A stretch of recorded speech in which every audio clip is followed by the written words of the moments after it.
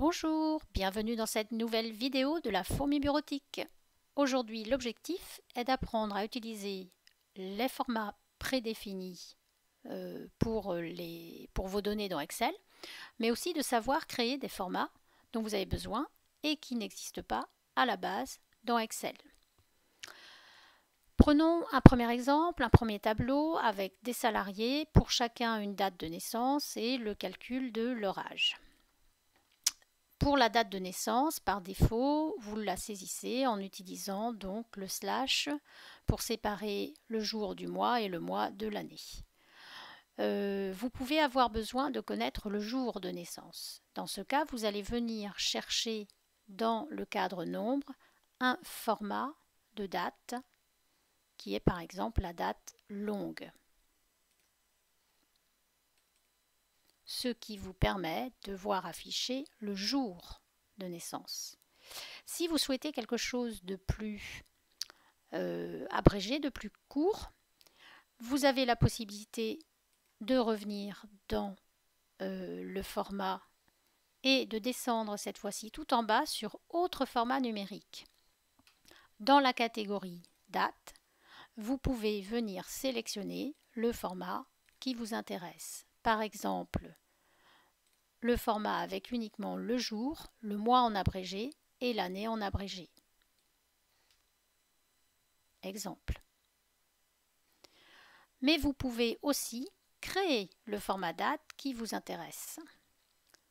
Si ce format-là, si aucun des formats proposés ne correspond à ce que vous souhaitez, c'est-à-dire que vous souhaitez un format abrégé comme celui-là par exemple, ou comme celui-ci, mais avec une abréviation du jour devant. Vous allez venir sur Personnaliser et dans la zone type, vous allez saisir ce qui vous intéresse. J, si vous tapez J, vous remarquez que vous récupérez le jour, le 10. Si vous tapez JJ, J, vous récupérez le jour en abrégé. Les 4 J vous permettent de récupérer le jour en entier. Nous allons donc partir sur 3J, nous allons mettre un tiret, nous allons récupérer ensuite le 10 avec simplement un J, puis nous allons utiliser le M pour le mois. 4, c'est bien le mois d'avril. Si je mets 2M, j'ai 0,4. Si je mets 3M, j'ai avril en abrégé. Si je mets 4M, j'ai avril en entier.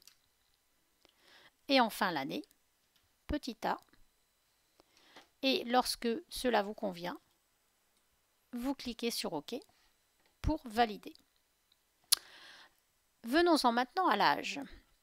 Derrière l'âge, nous aimerions voir le mot an, ANS. Nous allons donc venir dans Nombre, toujours aller chercher autre format numérique pour créer le format dont nous avons besoin, puisqu'en effet, Microsoft plutôt, n'a mis à votre disposition que des formats internationaux, standards, très utilisés. Sinon, c'est à vous de les créer. Vous venez donc dans la catégorie Personnaliser. Comme les âges ici sont des nombres entiers, on part du 0. On va chercher ici le 0. Et dans la zone type, on ajoute entre guillemets, espace, ANS, et on ferme les guillemets.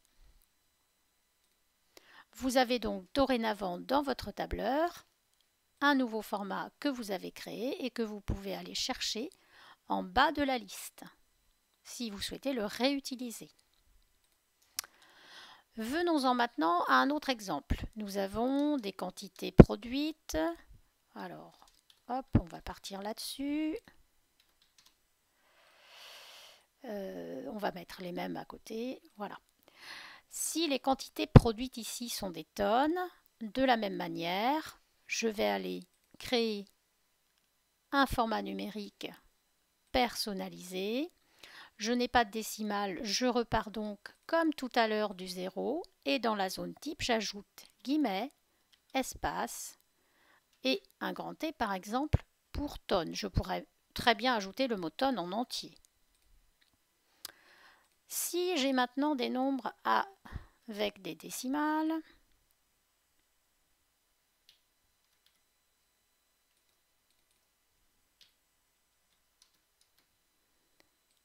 de la même manière, et cette fois-ci par exemple des kilos, je vais venir créer dans autre format numérique le format dont j'ai besoin.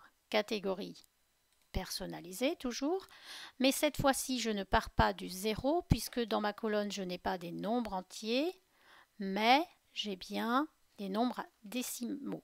Je pars donc du 0,00 et dans la zone type, je viens rajouter entre guillemets espace kilogramme. Pratique, non? Maintenant, qu'en est-il si dans votre tableau, vous n'avez non pas des valeurs numériques ou des dates, mais des valeurs texte, ce qui est le cas ici? Eh bien, nous allons le voir. Nous avons ici un classement avec des catégories, vétéran 1, vétéran 2, junior, etc. Vous souhaitez ajouter le mot catégorie devant l'information qui est dans la cellule.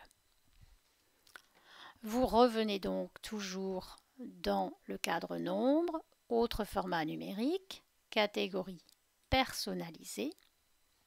Cette fois-ci, comme vous avez non pas du numérique dans votre cellule, mais du texte, nous allons travailler différemment. Nous allons d'abord afficher le mot catégorie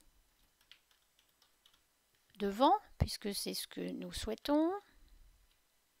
Et derrière, pour qu'Excel reprenne ce qu'il y a déjà comme information dans mes cellules, et comme c'est du texte, au lieu de mettre le 0, je mets l'arrobase. Voilà. Alors, me direz-vous, quel est l'intérêt de faire ce genre de choses? Eh bien, cela apporte de la lisibilité à vos tableaux. Et l'intérêt aussi, c'est de pouvoir faire du calcul ensuite avec vos valeurs. En effet, dans la cellule, par exemple celle-ci, où j'ai 1000,25 kg, Excel ne prend pas en compte le kilogramme, il a repéré que c'était mon unité, et si je regarde ma barre de formule, il ne prend en compte que la valeur numérique, ce qui me permet de continuer à faire des calculs avec la valeur. Si vous mettez dans une cellule 150 et puis derrière du texte, par exemple pièce, on aurait pu créer un format pièce. Et bien ici dans la cellule, Excel voit lui la quantité et le texte. Pour lui, ce sera une cellule donc avec laquelle il aura des difficultés à faire du calcul. Ici de la même manière, j'ai 1000. Je retrouve mon unité tonne créée, mais pour Excel dans la cellule, il n'y a que la valeur numérique 1000. Voilà, j'espère que cette petite vidéo aura permis de vous éclairer. À très vite sur la fourmi bureautique.